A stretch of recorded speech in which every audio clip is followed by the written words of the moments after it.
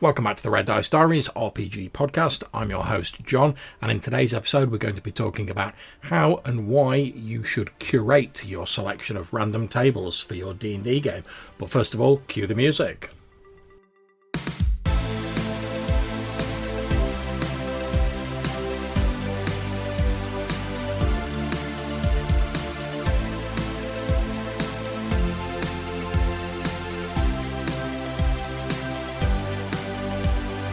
Okay, so if you're anything like me as a GM, you'll have a vast collection of random tables. And in fact, this is one of the things I love about OSR and older versions of D&D.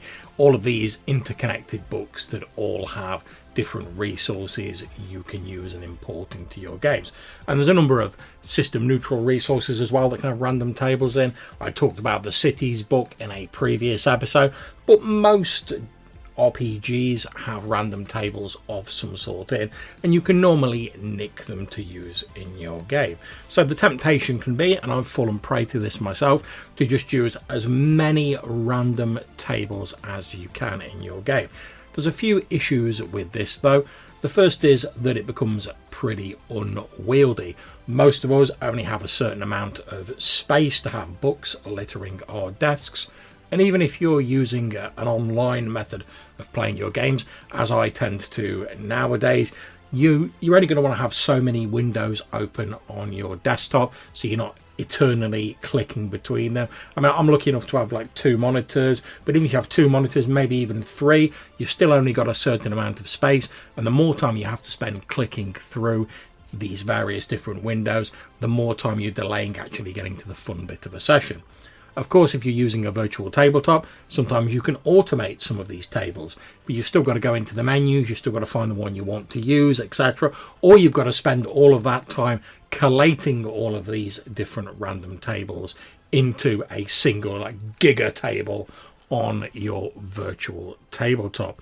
The other sort of downside, as far as I'm concerned to it, is that if you're taking all of these different tables from various disparate sources, it can lead to the game feeling a little bit unfocused. But you might be saying, hold on a second, John, didn't you just say that you love the fact you could take all of these tables from different things? And you'd be absolutely right. However, the reason I like being able to pull from different sources isn't so that I can use all of them all at once in one single game. It's so that I have a bigger collection of resources when I'm assembling my palette, if you want to use that word, of tables that I'm going to use in a particular game. To continue that artistic analogy, if you're going to sit down and you're going to paint a landscape or something like that, it's great to have thousands of different options in terms of the colours of paints that you can use, so you can get the ones that are just right. However, if you just slap all 1,000 of those different colours on your picture, you're going to end up with a muddy mess. The real benefit of having those choices is you can select a limited pool of colours from those options that work for the landscape and the picture that you are trying to create. And it's similar with random tables. What you should be looking for are tables that fit with the themes and the sort of vibe of your campaign world. So some really gonzo, sort of wacky, over-the-top tables aren't going to work so well if you're running a sort of dirty, down and gritty game. By the same sort of token, if you're looking to run a high fantasy gonzo game, then some of those gritty options might not be the thing. It's all a matter of taking all of this stuff, putting it in a big melting pot, and then sort of selecting from that pot things that work with your particular game. So what I try and do when I sit down to curate my random tables is I look at what sort of random tables I'm likely to need, and then I look at books that have got those tables in, and I sort of gradually whittle them down until I've got maybe half a dozen that I'm really going to use on the regular basis, and maybe a few sort of little outlying ones that might come in every now and again. But half a dozen is a nice number that you can easily keep track of and you can have to hand when you're running your game. So in terms of the sort of random tables I look for, the first one is probably the most obvious, a random monster table. because if you're running an old version of D&D, you're going to want to make random encounter rolls and such like, so you need some random monster tables. Now, I'm running Old School Essentials for Smoke and Snow, which is in a sort of sub-Arctic environment. Now, for me, I had a look around for a few sort of Arctic-specific encounter tables. Didn't really find anything I liked, so all I do is I use the standard random monster encounter tables from Old School Essentials, and if I get a roll that doesn't particularly fit with the Arctic theme, I'll either just reflavor it slightly so that it does work. Like if I roll a brown bear and they're on the ice floes, I can easily change it to a polar bear. It's not exactly difficult to do. Or I'll just roll again until I get an appropriate result. And that keeps it nice and easy. And it's made even easier in this sense because the Old School Essentials random encounter tables are available online, the Old School Essentials random generators. So I can just click on that, and if I want to roll again, I can just click on it quickly. And that's not to try and sort of do the players out of a particular result or keep rolling until I get precisely what I want, because that defeats the purpose of a random table. It's just until I get something that works with the theme of the game. The other thing I pretty much think is a must is a random weather table. And the reason for this is because I run a hex crawler game, so there's a lot of players travelling around in the wilderness. The weather has a great impact on the setting, and it also enables you to sort of add to your descriptions and try and portray their journeys across the land and make it seem like a living, breathing setting. Now, there's a couple of charts that I've used at various points for this. When I'm running a physical game, so face-to-face, there is the Weather Hex Flower by Goblin's Henchman, which is great fun. I use that quite a bit when I'm running face-to-face games, and that's just like a little hex grid. You start off in the middle, you roll a couple of dice, and you move a counter around this hex grid in a certain direction based on your dice roll, and depending on where you start determines the space you end in, and the space you end in will tell you what the weather is. So it basically means you don't go from like having a really sunny day to having a mighty thunderstorm.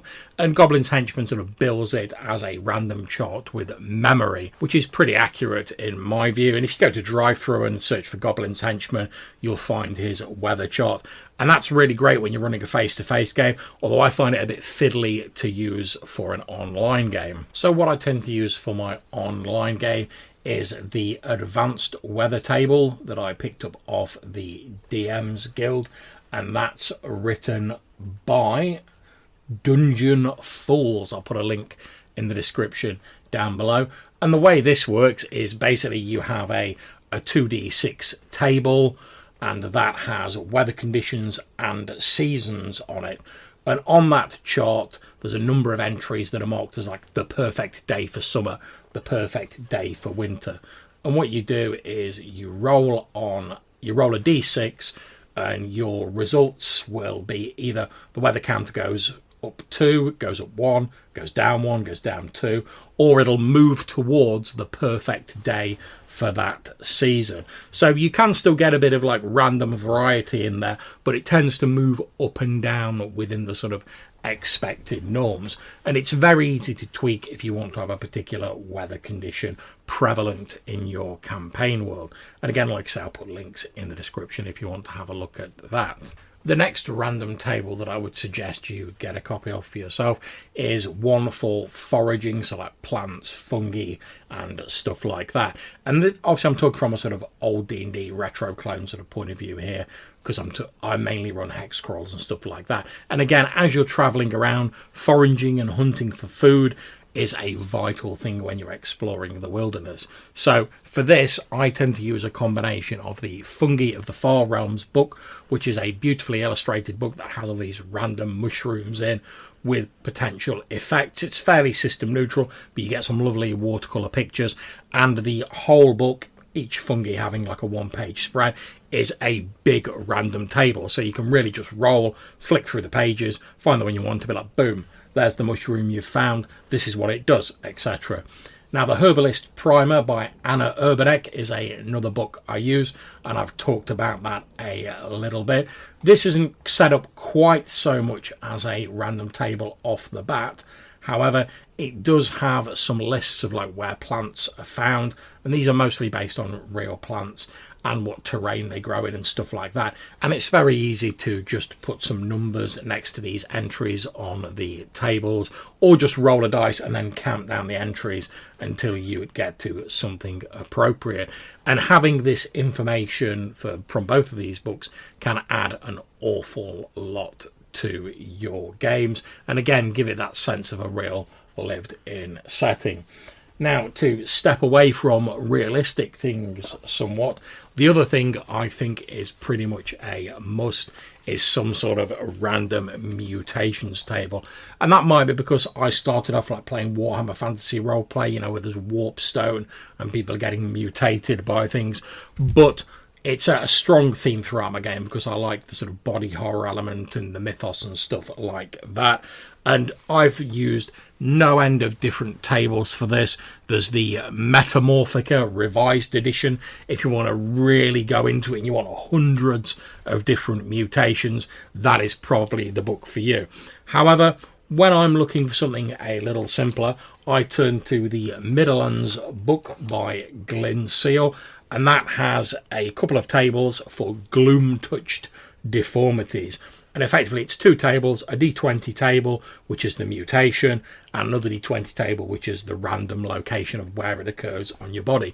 And that's nice and easy. You just roll two d20s, boom, here's the mutation. You've grown an additional d6 glowing green eyes or whatever, and here we go, they've appeared on your elbow or something like that. Now, the Midlands books per se, they have this lovely sort of Blackadder sort of English humour to them. You know, it's a little bit tongue-in-cheek, and that's great. Seems to work really well in my games, but it's not difficult, particularly with the gloom-touched mutations, to just flavour your description appropriately. And in fact, we did that in a recent episode of Smoke and Snow, where one of the hirelings picked up this strange fragment of metal and immediately grew these like green eyes on the back of his head and was absolutely horrified, and eventually the player characters ended up killing him due to this mutation, so it can get pretty dark. So there you are, there's a few suggestions as to why you should think about curating